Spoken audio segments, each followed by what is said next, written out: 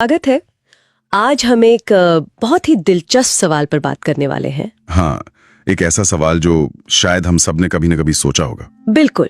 क्या ये मुमकिन है कि जिसे हम अपनी असलियत, अपनी दुनिया समझते हैं, वो शायद किसी और का सपना हो? गहरा सवाल है। हमारे पास जो सामग्री है वो प्राचीन हिंदू दर्शन, खासकर भगवान विष्णु के सपने की अवधारणा, और आज के जो आधुनिक विचार हैं जैसे सिमुलेशन सिद्धांत, हाँ, सिमुलेशन थ्योरी, उनके बीच कुछ चौंकाने वाले कनेक्शंस दिखाती है। तो आज हम इसी पर गहराई से बात करेंगे। हाँ, कोशिश करेंगे समझने की कि ये हजारों साल पुरानी ज्ञान परंपराएं और आज की ये वैज्ञानिक अटकलें ये असलियत की प्रकृति पर एक जैसे सवाल कैसे उठा रही हैं।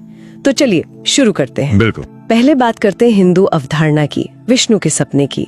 तो कथाओं में आता है कि जब प्रलय होता है, हाँ, महाप्रलय, जब सब कुछ नष्ट हो जाता है, तब भगवान विष्णु जो सृष्टि के पालक माने जाते हैं वो योग निद्रा में चले जाते हैं। सही। कारण समुद्र में शेषनाग की शैया पर, एक तरह की योगिक नींद। और फिर उनकी नाभि से कमल। हाँ बिल्कुल, उसी योग निद्रा में उनके सपने में ही उनकी नाभि से एक कमल खिलता है और उस कमल पर ब्रह्मा प्रकट होते हैं। अच्छा, और फिर ब्रह्मा नई सृष्टि रचते हैं। हाँ, वही ब्रह्मा फिर पूरे ब्रह्मांड की रचना करते हैं। आकाश गंगाएं, ग्रह, हम सब, मतलब सारा जीवन। तो ये पूरा ब्रह्मांड विष्णु के सपने के अंदर है। हाँ, उनकी स्वप्न चेतना के भीतर।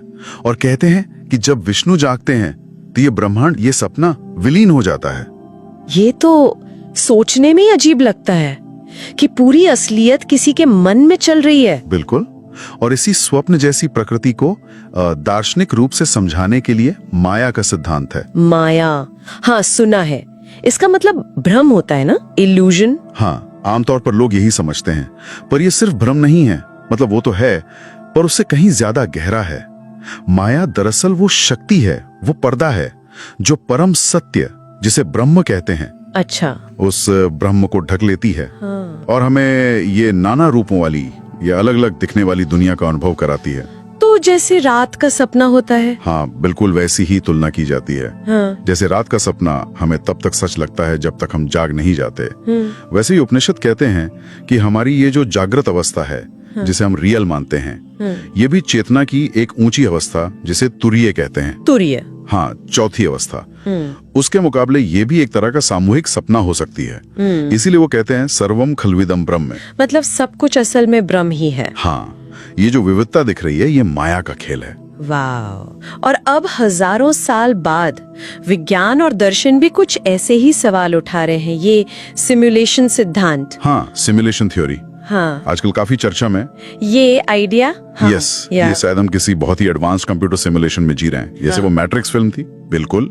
और दार्शनिक निक बॉस्ट्रॉम का जो तर्क है, हाँ, वो इसे और भी दिलचस्प बना देता है। हाँ, वो क्या तर्क है? वो कहते हैं कि सोचिए, अगर भविष्य में कोई सभ्यता इतनी उन्नत हो जाए कि वो अपने पूर्वजों के बिल्कुल असली जैसे दिखने वाले सिमुलेशन बना सके। अच्छा, एंसेस्टर सिमुलेशन। हाँ, और अगर वो ऐसे ढेरों सिमुलेशन चलाएं, तो फिर सांख्यिकीय रूप से, मतलब स्टैटिस्टिकली, ज्यादा संभावना किस बात की है कि हम उस पहली असली दुनिया में हैं या उन करोड़ों सिमुलेशन में से किसी एक में? ये तो सोचने वाली बात है। ज्यादा संभावना तो सिमुलेशन की ही लगेगी, है ना? तो ये एक मजबूत दार्शनिक तर्क है। पर क्या विज्ञान में भी इसके कुछ संकेत, कुछ इशारे मिलते हैं, या ये बस एक थ्योरी है? ये बड़ा पेचीदा सवाल है। कुछ लोग क्वांटम भौतिकी की तरफ देखते हैं। क्वांटम फिजिक्स, उसमें कैसे? देखिए, क्वांटम दुनिया में चीजें बहुत अजीब तरह से बर्ताव करती हैं, है ना? जैसे वो पार्टिकल्स का, जब तक आप उन्हें मापते नहीं, वो एक ही समय में कई अवस्थाओं में होते हैं, सुपरपोजिशन। हाँ हाँ। या फिर वो एंटेंगलमेंट वाला कॉन्सेप्ट, उलझे हुए कण मीलों दूर होने पर भी एक का असर दूसरे पर तुरंत पड़ता है, जिसे आइंस्टाइन ने spooky action at a distance कहा था। हाँ, डरावना। तो कुछ वैज्ञानिक और दार्शनिक सोचते हैं कि क्या ये अजीब गुण किसी छुपी हुई कंप्यूटेशनल संरचना का संकेत हो सकते हैं? मतलब? जैसे कि क्या हमारा स्पेस टाइम भी पिक्सल से बना है, या सूचना को प्रोसेस करने की कोई फंडामेंटल सीमा है? ये सब अभी बहुत अटकलें हैं, पक्का कुछ नहीं है, पर ये सवाल उठाते हैं। ये तो सच में कमाल है। मतलब ये दोनों विचार, विष्णु का सपना और ये सिमुलेशन थ्योरी, इनमें कितनी समानताएं लग रही हैं। हाँ बिल्कुल, ये चौंकाने वाली बात है। दोनों ये कह रहे हैं कि जिसे हम असलियत समझ रहे हैं वो शायद वो अंतिम नहीं है, वो किसी और स्रोत से पैदा हुई है। सही कहा। चाहे वो स्रोत विष्णु की चेतना और माया हो या फिर कोई सुपर कंप्यूटर। और दोनों में ही ये विचार है कि इस भ्रम से परे जागा जा सकता है। हाँ, चेतना इस स्थिति से ऊपर उठ सकती है, लेकिन यहाँ कुछ महत्वपूर्ण अंतर भी हैं। ये समझना जरूरी है। अच्छा, जैसे कि? देखिए, माया का जो सिद्धांत है वो मूल रूप से आध्यात्मिक है। वो अज्ञानता और उससे मुक्ति यानी मोक्ष की बात करता है।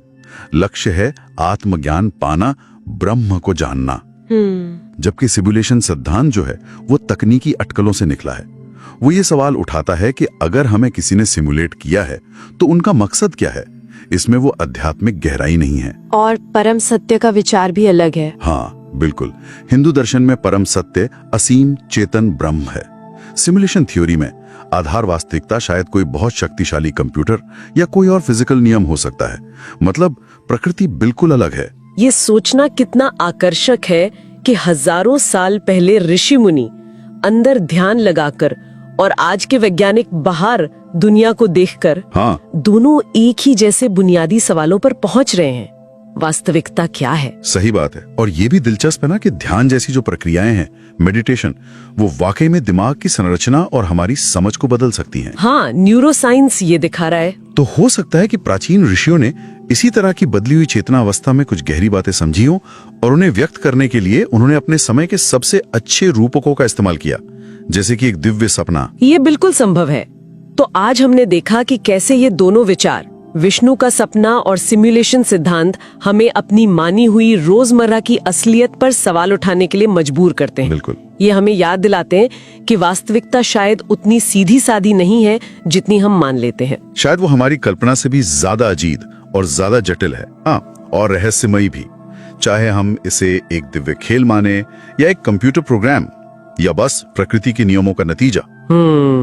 दोनों ही दृष्टिकोण हमें ये सोचने पर मजबूर करते हैं कि शायद हम जो अनुभव कर रहे हैं वो पूरी कहानी नहीं है। तो अंत में श्रोताओं के लिए क्या टेक अवे है, क्या संदेश है? मुझे लगता है सबसे गहरा सबक ये है कि जवाबों से ज्यादा जरूरी है सवाल पूछने की हिम्मत रखना। वाह!